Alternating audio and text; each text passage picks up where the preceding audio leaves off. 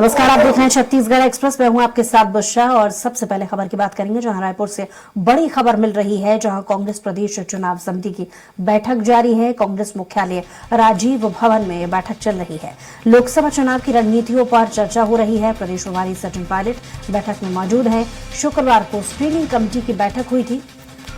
Screening committee की प्रमुख रजनी पाटिल ने कहा कि हमारी पहली मीटिंग हुई है। सभी लोकसभा क्षेत्रों के नेता और कार्यकर्ताओं के साथ बैठक की।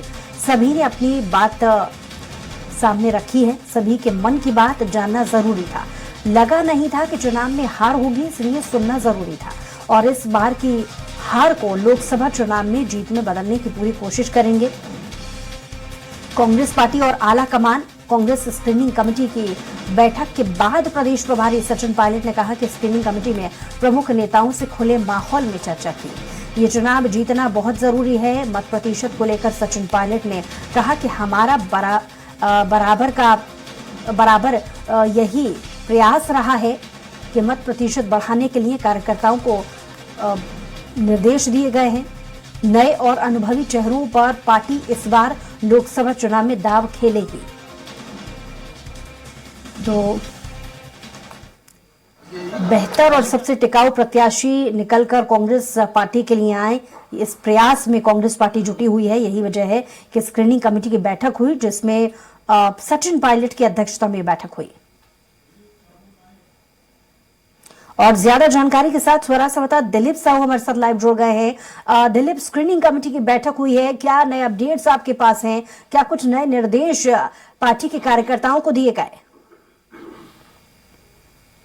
जी बुशरा, बता दें कि स्क्रीनिंग कमेटी की बैठक कल हुई थी, जो सभी लोकसभावार लगातार उसकी सभी लोकसभा की समीक्षा की गई कि हर लोकसभा में प्रदेश की सभी 11 लोकसभा सीटों को लेकर बारी बारी से एक एक लोकसभावार समीक्षा की गई कि रायपुर लोकसभा सीट में आखिर कौन प्रमुख दावेदार है। और सभी रायपुर लोकसभा सीट के अंतर्गत जो जो नेता थे, पूर्व विधायक, वर्तमान विधायक, इसके अलावा जिला अध्यक्ष, पूर्व जिला अध्यक्ष सहित पीसीसी के तमाम पदाधिकारियों के साथ चर्चा की गई।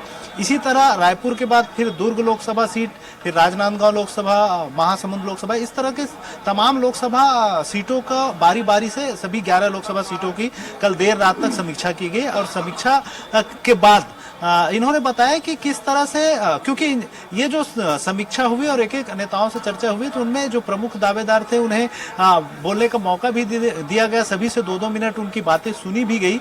सभी ने अपनी बातें रखी कि उस लोकसभा क्षेत्र में क्या कमियां हैं, क्या खामियां हैं और जिनकी दावेदारी थी अगर उनको टिकट मिलता है तो वो कैसे जीत कर आएंगे। इन तमाम चीजों को लेकर विश्लेषण किया गया एक एक लोकसभावार।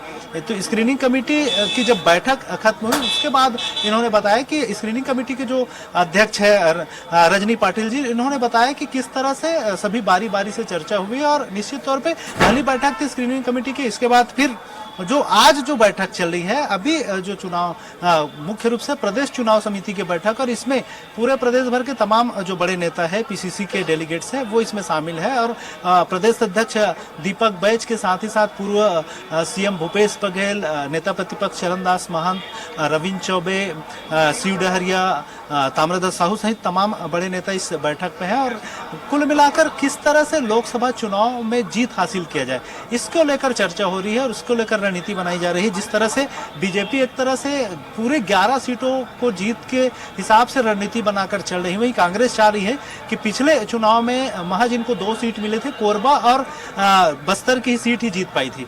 इनका प्रयास होगा ये दोनों सीटों पर अपना बचाव करे, साथ ही साथ 2-4 सीटें और जीत कराए, ये प्रयास है। लगातार जिस तरह से प्रदेश प्रभारी सचिन पायलट भी कह रहे हैं कि पहले इतिहास में जो भी चीजें हुई रही हो, लेकिन वे इतिहास बदलने आए हैं और वो बदलाव चाहते हैं और कहीं ना कहीं उसके हिसाब से तमाम जो कार्यकर्ता है, नेता है, उनको एकजुट किया जा रहा है। और इनका कहना है साफ तौर पर कि जो जीतने वाले उम्मीदवार होंगे, चाहे वरिष्ठ नेता हो, अनुभवी नेता हो या फिर नए चेहरे हो, सभी पर दांव खेलेंगे, लेकिन इसमें जीतने वाले की प्राथमिकता दी जाएगी कि किस तरह से उस लोकसभा क्षेत्र में क्या समीकरण बैठ रहा है और किस समीकरण के आधार पर वे जीत सकते हैं। इन तमाम चीजों को जातिगत समीकरण के साथ साथ वहां की जो नेतृत्व, सभी के समन्वय और तमाम चीजों को लेकर विश्लेषण किया जा रहा है कि कैसे पार्टी जीते और हर लोकसभा सीट के लिए चाहे रायपुर लोकसभा सीट की बात करें, दुर्ग की बात करें, बिलासपुर लोकसभा सीट की बात करें, हर एक लोकसभा सीट के लिए एक अलग रणनीति बनाई जा रही है कि किस तरह से जो चुनाव में जब तमाम चेहरे जब सामने आए तो उस रणनीति के तहत उस क्षेत्र की जनता के बीच जाए। और खास करके इसमें जो एजेंडा की बात है उसमें जिस तरह से भाजपा भावनात्मक एजेंडे को लेकर साथ में चल रही, चाहे राम मंदिर का मुद्दा हो या दूसरे बड़े मामले हो, तो इसको लेकर जिस तरह से बीजेपी अपनी रणनीति के तहत काम कर रही है, वहीं दूसरी ओर कांग्रेस का कहना है कि कांग्रेस प्रमुख रूप से बेरोजगारी, महंगाई, देश की अर्थव्यवस्था सहित स्थानीय जो मुद्दे हैं, जिसमें मुख्य रूप से जो प्रदेश में सरकार बदली, बीजेपी की सरकार आई है, इसके बाद जो धान का 3100 रुपए मूल्य देना था वो अब तक नहीं दे पाए। महतारी वंदन योजना की जो बात कही गई थी उसकी राशि नहीं मिलना शुरू नहीं हुआ है। तो इन तमाम चीजों को लेकर जनता के बीच जाएंगे और कहीं ना कहीं ये बताएंगे कि कांग्रेस सरकार जब बनी थी, भूपेश बघेल की जब सरकार बनी थी, तो उन्होंने जो वादा किया था उसे दूसरे दिन में ही अमल में लाना शुरू कर दिए थे। वहीं यहाँ की जो स्थितियां है अभी भी बहुत छोटे छोटे फैसले ही हुए हैं और बड़े फैसले जिस तरह से सीधे जिनको जनता को लाभ मिला है वो नहीं लिए हैं। इन तमाम नाकामियों को लेकर जनता के बीच जाएंगे। इस तरह की एक रणनीति कांग्रेस की ओर से बनाई जा रही है। जी दूसरा, चलिए बहुत शुक्रिया तमाम जानकारी के लिए दिलीप।